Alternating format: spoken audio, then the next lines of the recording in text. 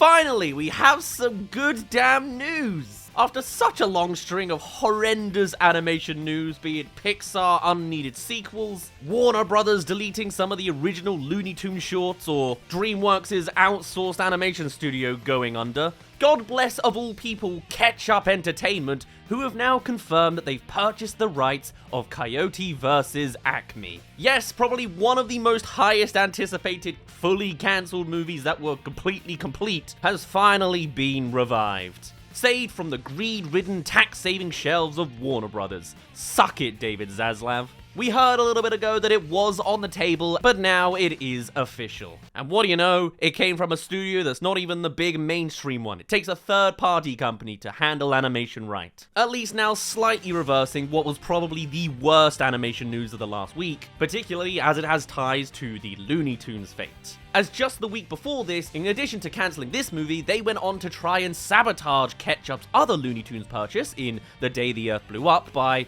removing the entire archive off of HBO Max. Their anti-bug sentiment seemed to be even more clear just a few days later when they announced the shutting down of the building where all of those original cartoons were made. If it was just the building, I would have been like, oh, okay, times move on, I guess, what a shame.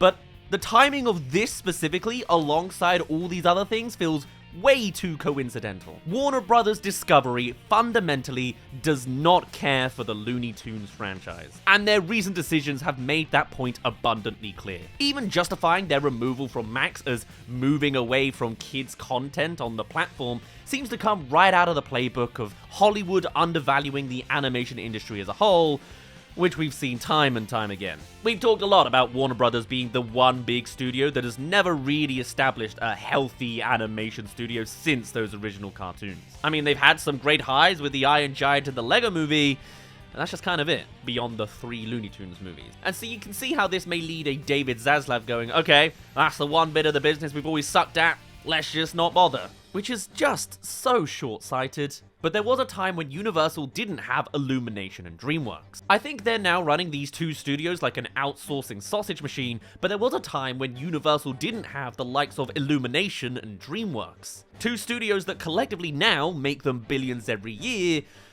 but it is also outsourced. Both of them now. Like, could you imagine if they gave up on Illumination after just Hop? You know, the Easter Bunny movie where yet another James Marsden variant talks to a CGI character in a car? I'm not saying that Looney Tunes are the salvation of all of their problems.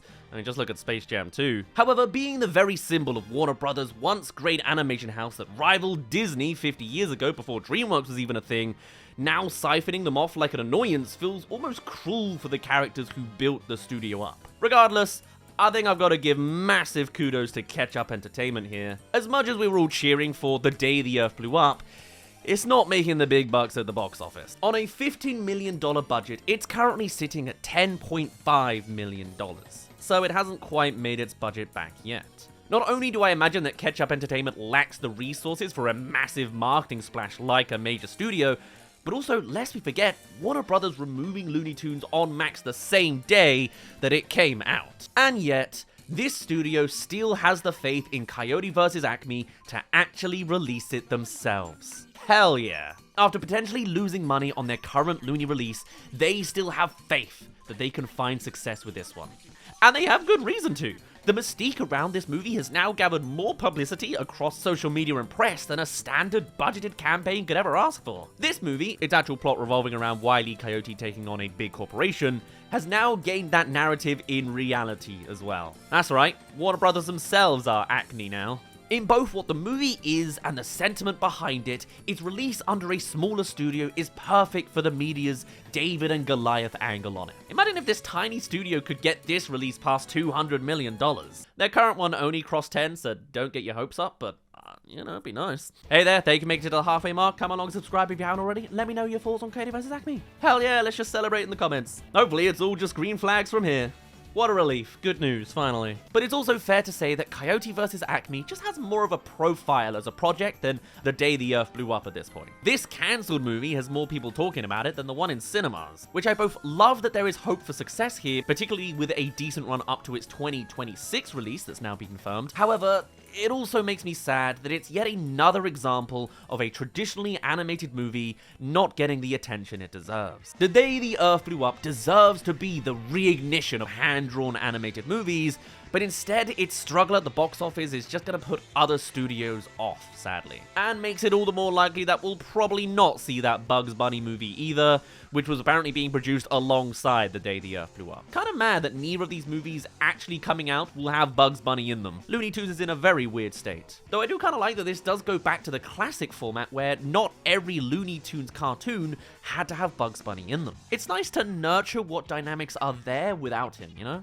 However, I think this would be a far easier element to enjoy if we'd also had a Bugs Bunny movie as well. He's the Mickey Mouse of Looney Tunes after all, whilst being a far more interesting character. He deserves a big movie. I just don't know if he'll actually get it. But he may well do if we have a big hit like Coyote vs. Acme, actually being the reignition that Looney Tunes needs. And thankfully, beyond just hype and conversation around Coyote vs. Acme, we do happen to know that the actual quality of this practically finished film is very, very high. With it getting a screening preview at a film festival in the past, there were all sorts of big-name creators and directors who gave personal quotes of praise, saying that this was a super solid movie. So I at least have hopes that not only will people come to this movie with the attention it's gotten, but it will satisfy the people as well for being a genuinely well put together movie, just with all the disadvantages of Warner Brothers trying to handle it at first. And who knows, maybe with a collection of events like that, maybe I'm wrong about the idea of other studios being put off of hand-drawn animation either. To be fair, at least we're getting some of these Looney Tunes movies finally. I was always high-key just hoping this would get leaked by some irked crew member, but getting an official release that gives profits to the people that put faith in it, that sounds like the best case scenario to me. And every dollar they make will be a middle finger to the man at the top. And who knows, going full speculative in the future, maybe it is time for Disney to try and make a definitive Mickey Mouse movie if this does lead to a Bugs Bunny thing in future. Imagine their definitive character and symbol of the company being the one to siren the studio's return to hand-drawn animation. Wouldn't that be a lovely timeline?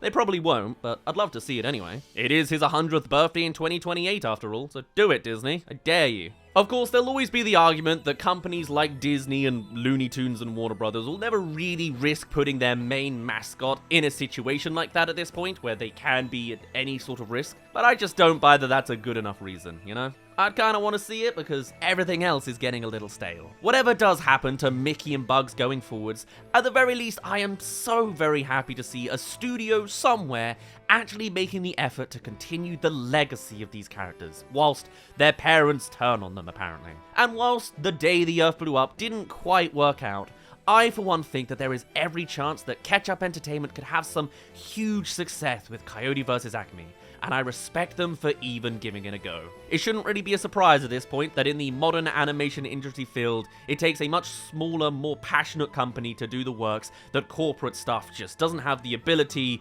nor the care to do something like this. But hey, at the end of the day, it's still some of the best news we could receive.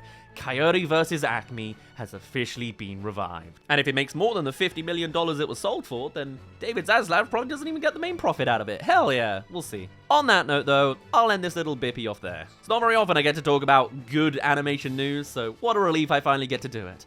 Typical that this video ends up coming out April Fool's Day. It's real though, I swear. Anyway, my name's been Daz, thank you very much for reaching the end of this video, and I'll see you in a little bit. Bye bye!